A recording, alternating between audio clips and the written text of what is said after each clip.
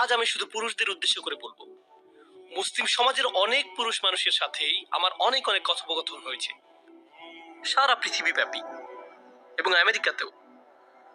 পুরুষ মানুষদের কাছ থেকে অন্যতম একটা অনুভূতির কথা আপনি শুনবেন যে সকলেই আমার কাছ থেকে কিছু চায়।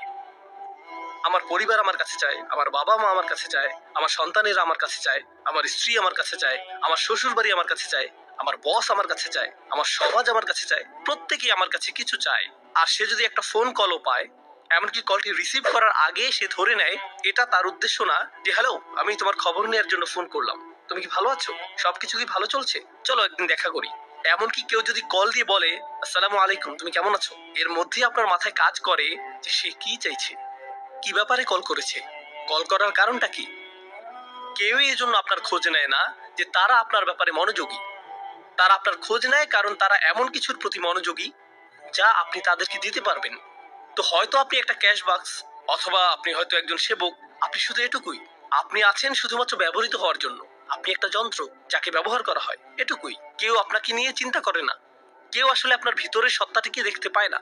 আর আপনি মসজিদে আসছেন, এখানে শুনতে পান যে মুসলিমরা সবাই ভাই ভাই, আসসালামু আলাইকুম, এরপর আপনারা একে অপরকে আলিঙ্গন করেন, সালাম এবং দোয়া বিনিময় করেন, এতে সমস্যা নেই। কিন্তু যখনই আপনি বলেন ভাই আমি কি আপনার সাথে একটু কথা বলতে পারি, আমি ব্যস্ত, এই মুহূর্তে একটু ব্যস্ত, কারণ কারোরই আপনার জন্য সময় নেই, কারোরই আপনার জন্য সময় নেই। আর আরো এক ধাপ সামনে আগালে আপনার পরিবার হয়তো আপনার উপর নির্ভরশীল, তারা আপনার উপর নির্ভরশীল। উদাহরণস্বরূপ আপনি হয়তো উপার্জনকারী, আর আকস্মিক আপনি অসুস্থ হয়ে পড়লেন এবং চাকরি হারিয়ে ফেললেন।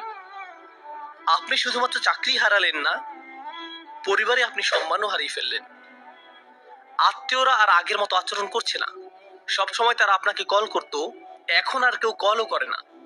তারা আর আপনার খোঁজ নেয় না, খোঁজ রাখে না, বরং যতটা সম্ভব আপনাকে এড়িয়ে চলে। জানেন কেন? কারণ আকস্মিকভাবে আপনি দানকারীর ভূমিকা থেকে গ্রহণকারীর ভূমিকায় নেমে এসেছেন। তাই কিছু চাইতে পারে এমন কারো থেকে মানুষ দূরে থাকতে চায়। এমনকি আমাদের পরিবারের ভিতরেই যদি এমনটা ঘটে, তাহলে অবস্থাটা কি হতে পারে যখন এই পরিসর বড় হয়ে সমাজ পর্যন্ত বিস্তৃত হয়।